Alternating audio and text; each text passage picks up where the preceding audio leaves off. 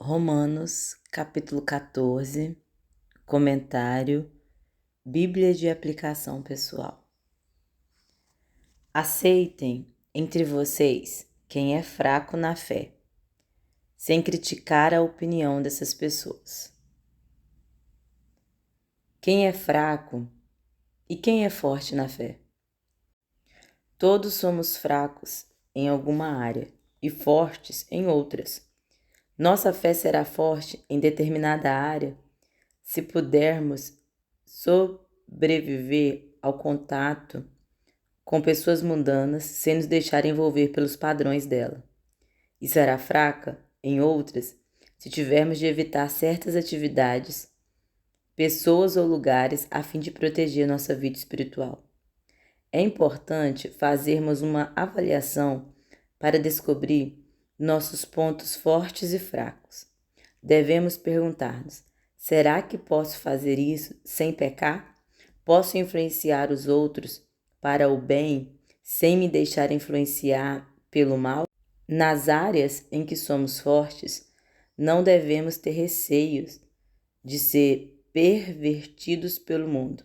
Devemos servir a Deus. Nas áreas em que somos fracos, precisamos ser cautelosos.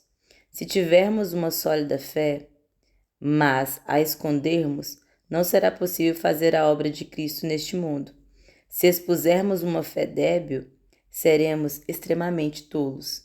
Esse versículo aponta para as diferentes opiniões na igreja a respeito do que é certo ou errado. Paulo disse que não devemos envolver-nos em disputas sobre assuntos que são apenas uma questão de opinião. As diferenças não devem ser temidas ou evitadas, porém aceitas e admiradas com amor. Não espere que todos, mesmo na igreja, estejam de acordo em todos os assuntos. Através da troca de ideias, podemos chegar a um conselho sobre os ensinamentos bíblicos. Ouça, respeite e aceite os outros. As diferenças de opinião não devem causar divisões. Elas podem ser uma fonte de aprendizado e riqueza em nossos relacionamentos. O que é uma fé fraca? Paulo se referiu a uma fé imatura que ainda não desenvolveu o necessário para garantir-lhe defesa contra as pressões externas. Por exemplo, se alguém anteriormente adorava ídolos e depois se tornou um cristão, entende perfeitamente que Cristo o salvou pela fé e que os ídolos não têm um poder verdadeiro. No entanto, por causa da antiga crença, a pessoa pode ficar extremamente chocada se involuntariamente ingerir uma carne sacrificada a ídolos. Se alguém que adorava a Deus, guardando as leis e os dias, considerados sagrados pela fé judaica, torna-se cristã, tem plena certeza de que Cristo salvou pela fé e não por ela ter obedecido à lei. Ainda assim, em um dia de festa, tal pessoa pode sentir-se vazia e infiel se não dedicar esse dia a Deus. Paulo respondeu com amor aos dois tipos de irmãos: aos que crê que tudo pode comer e ao que faz acepção de alimento. Diz que, embora ambos tenham agido conforme a sua consciência, suas convicções não precisavam tornar-se regulamentos na igreja. É certo que alguns posicionamentos são essenciais à fé e dignos de serem sustentados, mas muitos são baseados em diferenças individuais e não devem ser incorporados à doutrina eclesiástica. Nosso princípio deve ser: no que é essencial à unidade, no que é essencial à liberdade, em tudo o amor. Por exemplo, algumas pessoas creem que podem comer de tudo, mas quem é fraco na fé come somente verduras e legumes. A expressão "um crê que de tudo se pode comer" pode ser uma alusão ao cristão que estava livre de restrições alimentares, que comia carne, mesmo que fosse oferecida a ídolos. Entretanto, as pessoas mais fracas na fé talvez comessem apenas vegetais, recusando-se a comerem aquela carne. Mas como cristão, chegaria ao ponto de comerem carne oferecida a ídolos. O sistema sacrificial fazia parte da vida religiosa, social e doméstica do mundo romano. Depois que um sacrifício havia sido oferecido a um deus, em um templo pagão, somente parte dele era queimado. Muitas vezes, o restante era enviado ao mercado para ser vendido. Dessa forma, um cristão poderia fácil e involuntariamente comprar essa carne no mercado ou comê-la na casa de um amigo. Será que um cristão deveria questionar a origem da carne que consumia? Alguns pensavam que nada havia de errado em comer a carne oferecida aos ídolos, porque eles nada significam. Outros cuidadosamente verificavam a origem da carne a fim de não sentirem um peso na consciência. O problema se tornava particularmente grave para os cristãos que anteriormente haviam adorado ídolos. Para eles, a lembrança da época em que eram pagãos poderiam enfraquecer sua fé recente. Paulo também tratou desse problema em 1 Coríntios capítulo 8. Quem come de tudo não deve desprezar quem não faz isso. E quem só come verduras e legumes não deve condenar quem come de tudo, pois Deus o aceitou. Quem é você para julgar o escravo de alguém? Se ele vai vencer ou fracassar, isso é da conta do dono dele, e ele vai vencer, porque o Senhor pode fazê-lo vencer. Algumas pessoas pensam que certos dias são mais importantes do que outros, enquanto que outras pessoas pensam que todos os dias são iguais. Cada um deve estar bem firme na sua opinião. Quem dá mais valor a certo dia, faz isso para honrar o Senhor. E também quem come de tudo, faz isso para honrar o Senhor, pois agradece a Deus o alimento. E quem evita comer certas coisas, faz isso para honrar o Senhor e dar graças a Deus, porque nenhum de nós vive para si mesmo, e nenhum de nós morre para si mesmo. Se vivermos, é para o Senhor que vivemos, e se morrermos, também é para o Senhor que morremos. Assim, tanto se vivermos como se morremos, somos do Senhor, pois Cristo morreu e viveu de novo para ser o Senhor tanto dos mortos como dos vivos. Portanto, por que é que você, que só come verduras e legumes, condena o seu irmão? E você que come de tudo, por que despreza o seu irmão? Pois todos nós estaremos diante de Deus para sermos julgados por ele. É isso que as Escrituras Sagradas dizem. Juro pela minha vida, diz o Senhor, que todos se ajoelharão diante de mim, e todos afirmarão que eu sou Deus. Assim cada um de nós prestará conta de si mesmo a Deus. Por isso, paremos de criticar uns aos outros.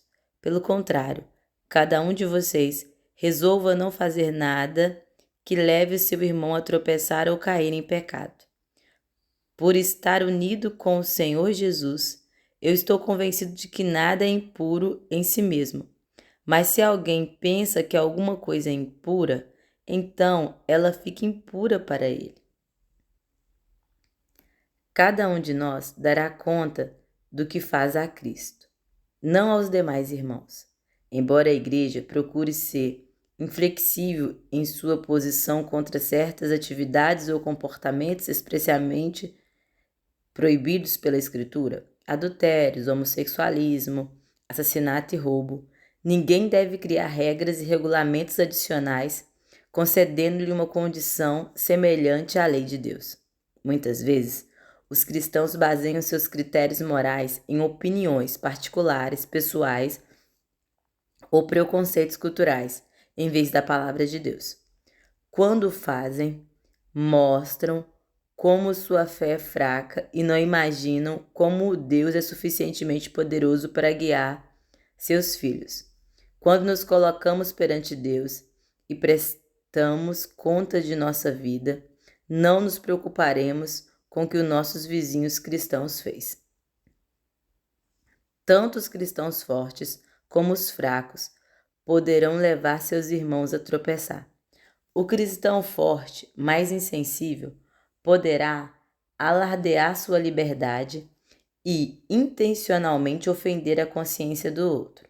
O cristão fraco, mais escrupuloso, poderá tentar cercar os demais com regras e regulamentos e causar dissensão.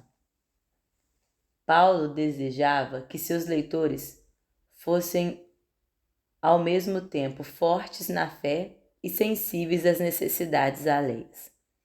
Como todos, somos fortes em algumas áreas e fracos em outras. Precisamos controlar constantemente os efeitos de nosso comportamento sobre nossos semelhantes. Alguns cristãos usam um invisível irmão mais fraco para apoiar suas opiniões, seus preconceitos e padrões de comportamento. Dizem: você deve viver de acordo com esse padrão ou ofenderá o irmão mais fraco. Na verdade, muitas vezes a pessoa ofenderia somente a quem lhe fez a recomendação. Embora Paulo estivesse nos conclamando a sermos sensíveis com aqueles cuja fé poderia ser prejudicada por nossos atos, não devemos sacrificar nossa liberdade em Cristo apenas para satisfazer as razões egoístas daqueles que tentam impor-nos suas opiniões. Não os tema nem os critique. Apenas siga a Cristo mais próximo que puder.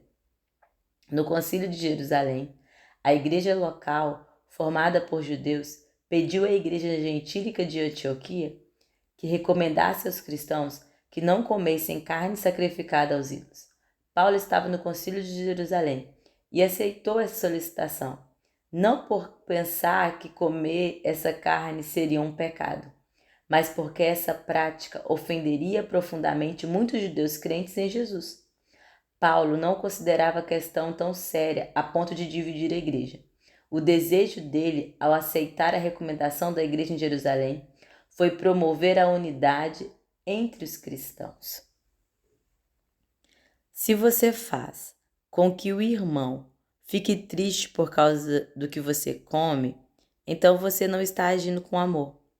Não deixe que a pessoa por quem Cristo morreu se perca por causa da comida que você come.